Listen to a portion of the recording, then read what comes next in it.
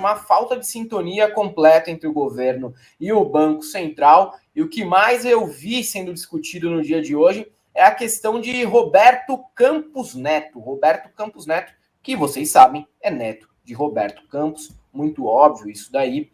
Ele que é o presidente do Banco Central, tem mandato e tudo mais. Porém, é uma pessoa que está sendo cobrada constantemente porque descumpriu as principais metas da firma, digamos assim, né? Metas de juros, de inflação, desculpa. Ele descumpriu quase todas nos últimos 2 anos. Mas, no entanto, enquanto ele descumpria metas de inflação e tudo mais, o governo Bolsonaro também, assim, deitava e rolava na economia, né? Usou, inclusive, a máquina governamental para se reeleger e estava tudo tranquilo. Mas agora Roberto Campos Neto trava uma queda de braço com o governo e vice-versa também. Fora aquela questão do erro contábil do Banco Central, de só 14 bilhões e meio para dar uma dourada na pílula do Jair Bolsonaro no fim do ano de 2022.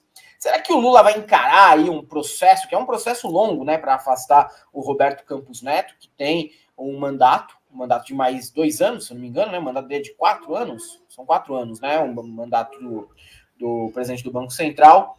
Mas é um processo que é desgastante, né? Que passa pelo Senado, tem gente que se envolve aí nessa história toda, que não é só o presidente.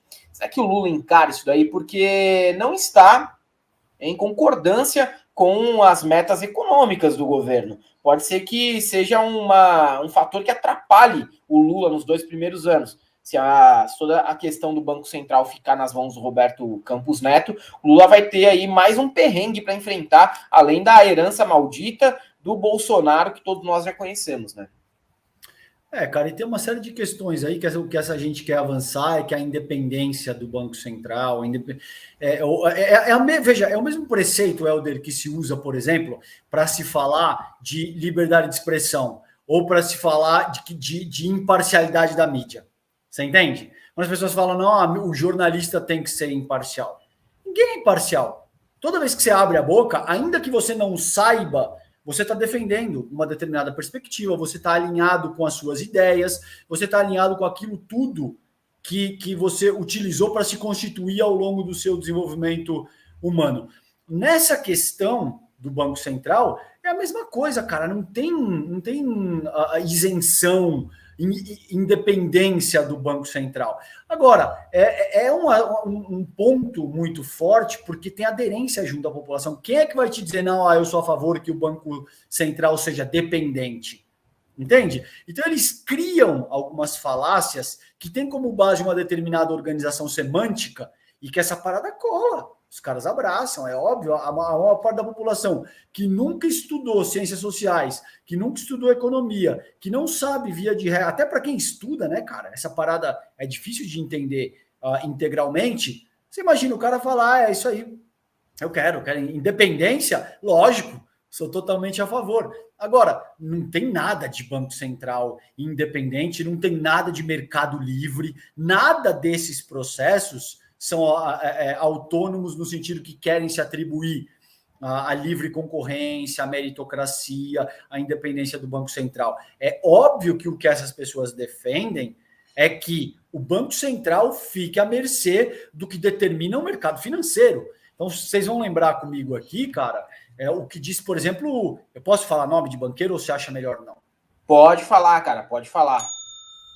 E isso é público e notório, tá? Para evitar qualquer problema para o canal. O André Esteves, lembra que é o dono do Pactual, o banqueiro muito famoso, André Esteves? Vocês vão lembrar ele dizendo, ele se gabando, ele foi gravado numa reunião de board ou com um determinado treinamento, não sei exatamente o que era aquela circunstância ali, dizendo que hoje o presidente da Câmara dos Deputados me ligou para saber o que a gente deveria fazer em termos de política monetária. E são essas pessoas que depois querem te fazer crer que esses processos são independentes e que nada disso. É óbvio que não se aplica, que tudo está atrelado, sobretudo, aos grandes tubarões do mercado financeiro, e que o Lula está entrando em choque com essa perspectiva agora, sobretudo porque foi eleito para isso, precisamente. Eu, particularmente, votei no Lula para isso. Eu não votei para que ele esteja alinhado com o interesse do capital financeiro. Vamos ver o que vai dar, mas eu concordo contigo que o processo de exoneração tem um custo político altíssimo. A gente já está tendo que contornar a relação com as Forças Armadas, comprar mais essa briga com o mercado financeiro nesse momento também, não sei se não significa colocar mais na boca do que o campo progressista é capaz de mastigar. Tem que ter habilidade, Helder, tem que ter habilidade, tem que ter sagacidade para escolher bem quando e qual batalha comprar no sentido de poder... Exatamente, né? E teve até a nota do Banco Central aí, que foi bem crítica ao governo, mas o Banco Central tem se questionado, né? Os juros foram de 2% para 13,75% no último governo. É um aumento escandaloso que ocorreu nos últimos anos e que quem paga, César, é a classe média e os pobres, entendeu? A classe média que se acha tão rica nem percebe, mas também está sendo vítima dessa política econômica e bate palma ainda para essa política econômica aí do Banco Central, sendo que é a principal vítima, né? Perde no consumo, perde na qualidade de vida, perde em tudo. E os pobres, então, nem se fala. Mas, de qualquer maneira, né, a briga que se compra aí é muito complicada. Eu vi até o Guilherme Boulos comentando que o presidente da República foi eleito por 60 milhões, já o Campos Neto não foi eleito por ninguém.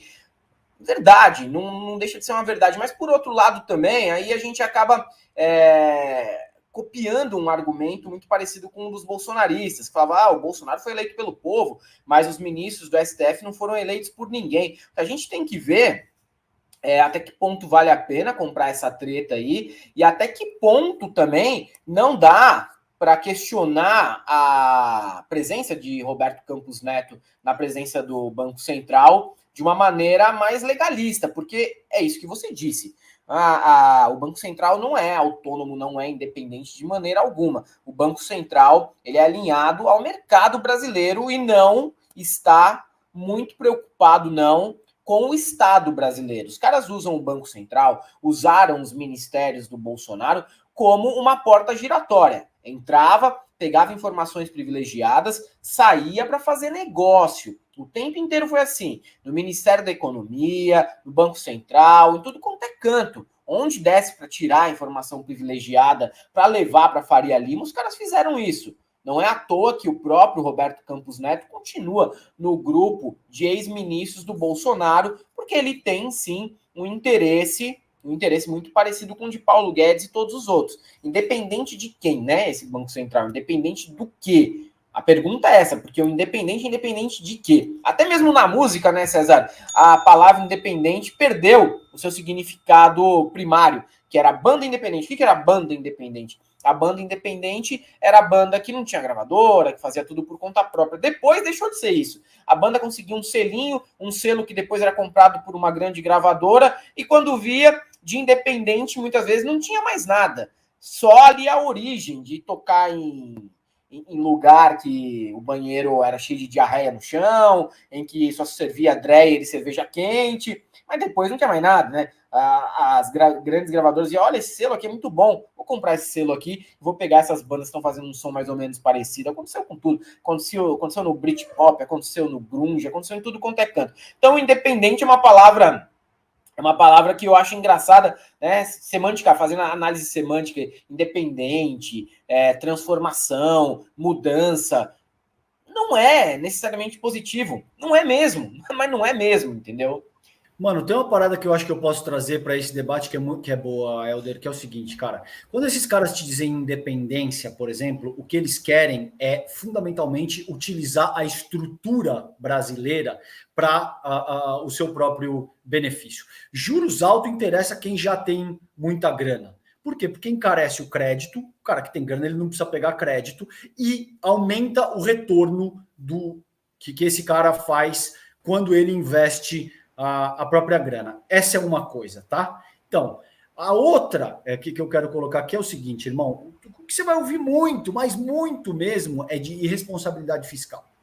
Remete a essa discussão semântica que você está colocando aí. Por que os caras vão falar de responsabilidade e de austeridade fiscal? tem 3 aspectos centrais, a meu ver, que precisam ser considerados aqui, mano. O primeiro é que quando você arrocha, quando você reduz o investimento do Estado e pratica o que se chama, o que se entende erroneamente, a meu ver, de austeridade fiscal, você aumenta de forma muito resumida, para não me estender muito, você aumenta a força do empregador frente ao empregado. Por quê? Porque você aumenta o número de desempregados, evidentemente a capacidade da classe trabalhadora de demandar boas condições de trabalho ficam reduzidas. Você tem um processo de precarização, você tem todo esse tipo de coisa que a gente viu desde 2016. Isso é o que Marx, por exemplo, para a galera já me chamar de comunista, chama de reserva industrial de mercado, mano. Quanto mais mão de obra disponível, de forma muito simples, evidentemente, mais força os empregadores têm no sentido de aplicar aquilo que eles acham pertinente. Em segundo lugar, para resumir minha fala, ao tirar o Estado de áreas fulcrais do Estado, Helder, você abre espaço para a iniciativa privada, sobretudo no que diz respeito à educação, saúde, infraestrutura civil, etc. E, por fim, o terceiro aspecto fundamental a ser considerado nessa falácia da austeridade fiscal é que as pessoas que estão passando fome são compelidas a ter que pegar empréstimos junto ao mercado financeiro com taxas exorbitantes de juros que chegam até 1000%. Então veja que combinação nefasta, entende? Aí você pega esse senhor Campos Neto, que não por acaso é homem, branco, heterossexual, cresceu assim em todos os contextos de privilégio que você pode imaginar, entende? E adota esse tipo de postura de que não, olha, cuidado. Aí você vê o Kassab, olha, cuidado, não pode, você está muito abusado, o Lula, entendeu? Ah, não, cara, francamente. Então, e olha olha a foto do cara, mano. Não, é só uma foto para ilustrar aqui, entendeu? Ilustrar a discussão. O cara pagando de gatinho ainda, tio. O cara pagando biscoiteiro. De puta. É o famoso biscoiteiro, o Roberto Campos Neto. Que peito, porque para tomar a vacina você realmente precisa baixar a camisa até aqui, não é mesmo? Então vamos mostrar aqui um gráfico bem interessante, evolução da taxa Selic em porcentagem ao ano, né? Aí você vê que a Selic estava aqui um pouquinho antes ali, né, de virar independente, o Banco Central e tudo mais, na casa de 2%. 2% a variação, aqui 13,75%. Inflação continua aqui sendo um problema brasileiro, juros também altíssimos que nós temos no nosso país.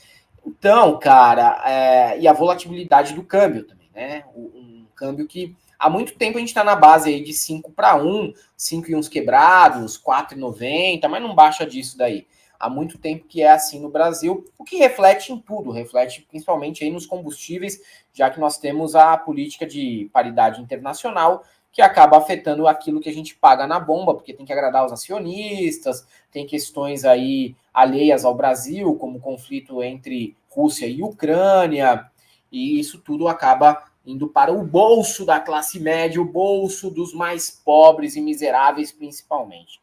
Essa aqui é uma história que reflete os últimos 6 anos. A gente não pode esquecer que tudo começa basicamente em 2016 por meio do golpe. Um golpe que tinha como interesse transformar o Brasil economicamente no que ele é hoje. Não é do nada, não é assim, foi do nada. Não foi do nada.